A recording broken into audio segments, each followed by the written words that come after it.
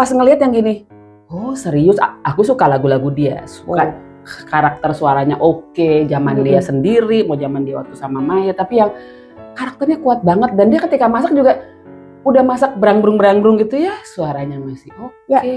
Ya. Halo, ketemu lagi di Si Dudu. Ada Elena Zahnas, ada Putri Swendro. Hai, apa kabar? Belakangan lagi suka apa, Len? Suka makan. Makan? Apa yang lo makan? Apa ya, banyak lah kan sekarang lagi tren. Segala macam bentuk makanan yang viral dong. Yang viral. Tahu donat. Aduh, ini gara-gara Pingkan Mambo. Luar biasa Pingkan Mambo. Aku sampai terkagum-kagum ya, semua orang, iya loh sambil nyanyi. Aku gini, sambil nyanyi bikin masakan apa enggak, ya gimana gitu ya. Aku rutin loh nonton Pingkan bikin donat sambil nyanyi. Dia tuh ada 2 jam tayang, pagi, kalau enggak sore. Donatnya looks yummy gitu ya, dengan segala apalah itu feeling. Jadi kan memang gini ya Len ya, ini kan lagi tren bahwa public figure atau selebgram mereka jualan makanan ya. Jadi gara-gara tren itu kita berdua lagi rajin banget nyobain donat. Dan gara-gara reviewnya macem-macem, kita selalu bilang, Len, ini donat kentang atau odading. Kita kalau ngomongin Pingkan Mambo itu mungkin episode yang lain ya, tapi aku lagi mau nanya nih Len, sampai sejauh mana tren makan donat ini akan bisa kita nikmatin? Tren dulu deh, tren. Iya, kalau tren itu kan sebenarnya sesuatu yang jangka pendek ya. Maksudnya ini semua orang dari sisi eksternal gitu ya, kita ngeliatnya bahwa itu adalah sesuatu yang kita lihat, kemudian orang pada berbondong-bondong pada saat itu untuk mengikutinya. Jadi sesaat itu jangka pendek, biasanya makanya ketika orang jualan, semua orang jualan. Ya kayak zaman dulu adalah bikin tenda, makan tenda, semua bikin tenda. Itu kan pada saat itu. Setelah selesai masa krisis dan segala macam, bubar gitu. Jadi mengingatkan kita pada waktu masa COVID, semua tren jualan makanan rumah dan makanan sehat sama jamu. Sampai susah dapetinnya, sampai bikin sendiri. Gitu kan, itu tren. Tapi begitu pandeminya lewat, ya sudah semuanya itu berhenti. Walaupun ada juga yang akhirnya melanjutkan gitu. Nah, tren itu juga berarti fashion itu suka sementara ya? Ya, tren kan. Dia hanya pada musim panas. Dipakai pada musim dingin, gila aja. Mati. Tapi gini ya Len ya, orang Indonesia apakah karena ini hubungannya dengan sosial media, kita tuh orang Indonesia cenderung banget ikut tren jualan baju thrifting. Nah, iya, semua berbondong-bondong ke pasar Senen, mereka beli dalam jumlah banyak, kemudian dijual. Iya, itu memang karena semua orang Indonesia tuh sifatnya kan reaktif. Jadi kita kan orang konsumerisme ya. Ada yang bikin jualan roti waktu itu deh, kayak pandemi. Semua orang nyoba jualan roti. Jadi ada masalah, kemudian dia bereaksi atas karena ada masalah. Kalau nggak ada masalah ya kita diam-diam aja. Ya mungkin bukan masalah ya, ada situasi yang dibentuk oleh sosial media. Ya karena kita udah main sosial media kan. Kalau nggak juga kita nggak tahu apa yang viral kan. Tapi karena ini dibentuk oleh sosial media, sehingga akhirnya kita, kok semua orang bikin ini ya, akhirnya nyoba. Kayaknya lucu juga bikin donat. Siapa coba yang nggak nyoba akhirnya bikin donat di rumahnya gara-gara nggak Pingkan? Pasti pengen bikin. Gue juga sama. Gue juga kayaknya pengen bikin donat. Gue jadi odading kalau donat ya gitu kan. Ya karena reaktif. Tapi awalnya gue lagi pengen masak donat kan? Enggak sih. Doyan-doyan donat juga enggak. Iya. Ya nggak gitu-gitu amat gitu sampai harus bikin sendiri gitu kan. Iya. Jadi yang bisa dicatat adalah memang orang Indonesia nggak semua punya kecenderungan untuk reaktif. Ada sebuah situasi, terus kita melakukan sesuatu. Ada yang sifatnya survival, gitu ya. Saat itu emang semua orang mesti gitu ya. Ada yang seru-seruan, gitu ya. Kan lucu kan di medsos. Betul. Gue juga bisa loh bikin. Posting langsung. Tapi ada juga yang coba-coba, siapa tahu untung ya, itu kayak orang jualan pre-love, Iya. baju thrifting ya. Sekarang kalau kita ke TikTok, apa sih yang nggak dijual di situ? Gantungan handuk aja dijual dan menyenangkan untuk nonton Plastik itu. nutup itu juga bisa. Iya, benar. Ada sisi baik atau buruk mengikuti tren ini? Jadi gini, ada tren, kemudian ada goals. Oh, Nah, ada tren, ada goals. Ini ada tujuan yang bertujuan jelas gitu. Bertujuan jelas. Oh, oke. Sehingga akhirnya kalau yang tadinya tren, kemudian dia merasa ini ada manfaat positif, dia mungkin akhirnya menjadi yang tadinya cuma jangka pendek karena reaktif itu, akhirnya jadi jangka panjang. Oh, bisnis gue ternyata laku. Oke.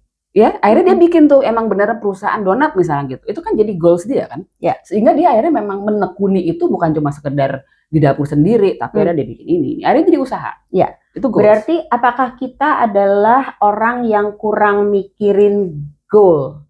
Tujuan akhirnya kita mau kemana? Karena kita lebih asik di tren nih. Lagi tren ini terus kita ikut. Tren make up, tren guntingan rambut gitu ya. Apakah kita tidak pernah diajar untuk konsentrasi dengan goals? Sebenarnya bukan masalah nggak diajar ya. Jadi semua orang tuh kan punya pengaruh internal eksternal ya. Jadi kalau orang yang punya pengaruhnya dia lebih lihat ke internal, dia selalu akan bilang gini, sebelum dia ikut tren, dia akan bilang gini, pertama gue cocok nggak ya dengan usaha itu yang orang lagi viral. Kedua, ini memang akan gue tekuni nggak gitu. Sehingga dia akan lihat bahwa oke, kalau sekarang gue cuma punya satu tungku, besok gue mesti beli 2. Berarti gue ada hitungannya, gue harus untung bla bla bla. Itu tuh udah goals tuh, gitu. Dia perhitungkan karena dia memang pengen, dia punya passion di situ. Orang-orang yang punya passion di masak, pasti dia dengan lihat viral itu, dia langsung gini, tar dulu ya, gue akan cocokkan dengan kemampuan gue, dengan gaya gue, gini-gini. Akhirnya dia bikin tuh prosesnya seperti apa.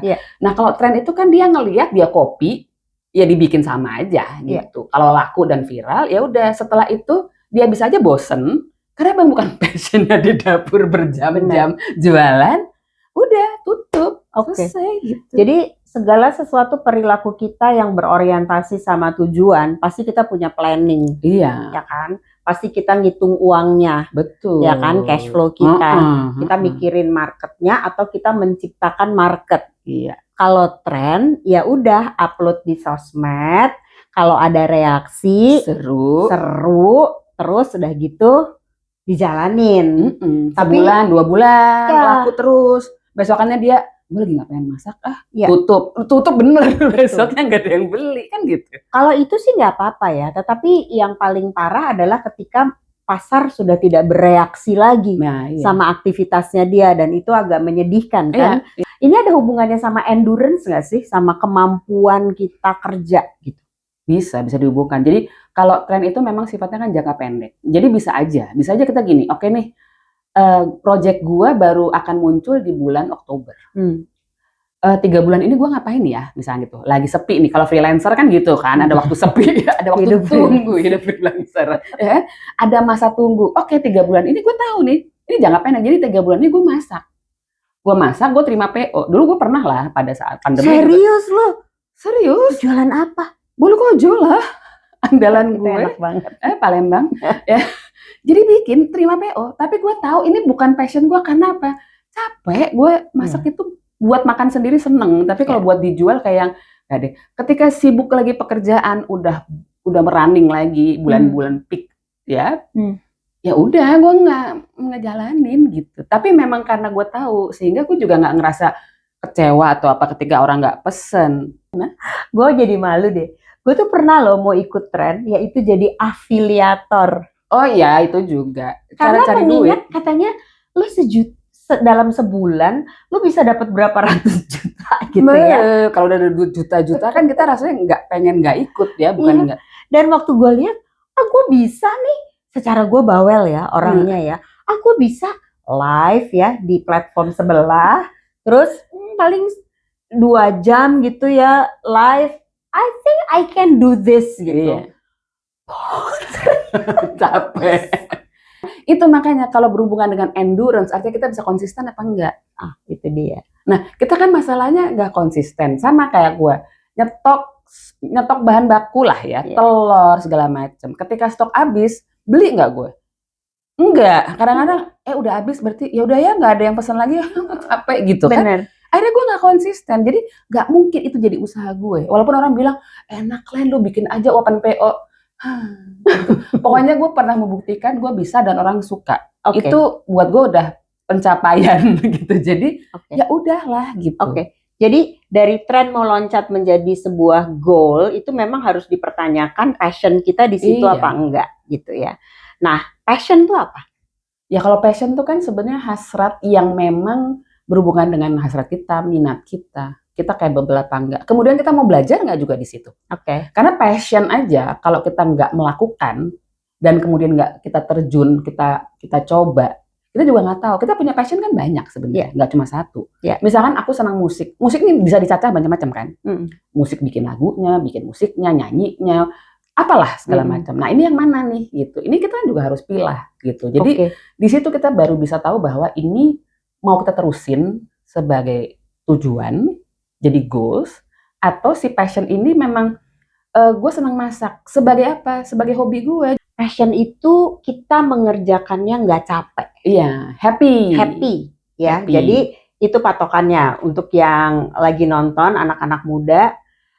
Kadang-kadang kita ngerasa bener seperti Elena bilang passion kita kayaknya banyak ya, baca puisi iya gitu kan ya, kerja di kantoran juga iya gitu.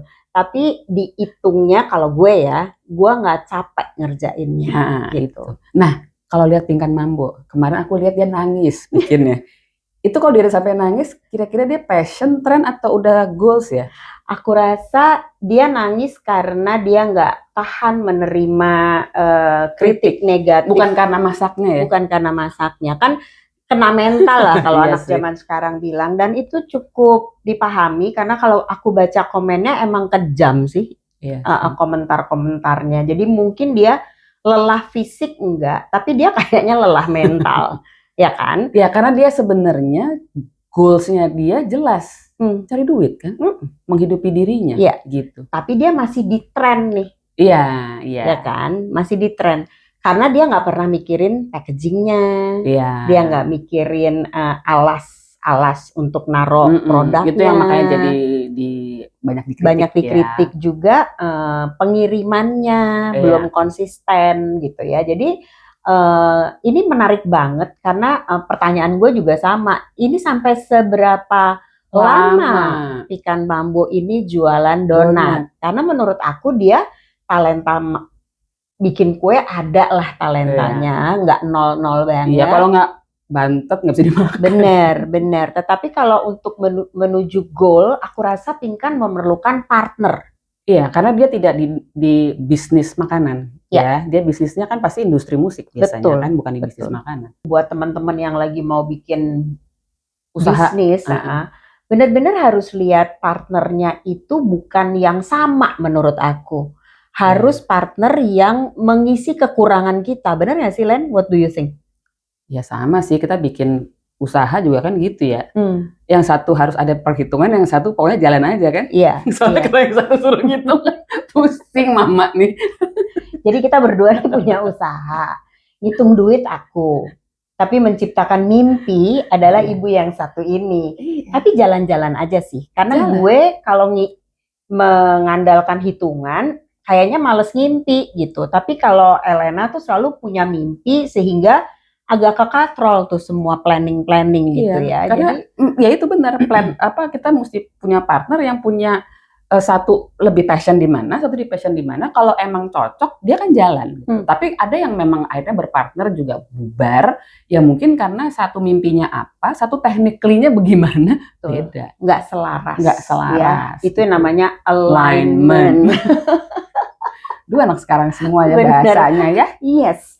Jadi untuk teman-teman, aku sih cuman tips jangan terlalu dihina lah Pinkan Mambo itu. Karena dia BU kalau menurut gue sih butuh uang. Aku sih antara dia ngikut tren sama goalsnya dia emang cari duit. Gitu. Dan gak ada yang salah dengan itu. Dan dia tetap nyanyi. Menurutku itu core-nya dia. Gitu. Aku rasa yang cocok sama dia adalah membuat acara, bernyanyi sambil masak. Iya, itu jadi lebih menarik karena nobody is doing it. Sekarang dulu ada. Ya. Sekarang udah nggak ada. Sekarang udah nggak ada dan Itu pingkan banget sih. Jadi menurut aku sah-sah aja dia mau jualan donat kayak. Semua orang juga sah-sah, teman-teman juga semua guys mau masak sambil jungkir balik kayak gitu selama itu passionnya dan memang bisa dinikmati.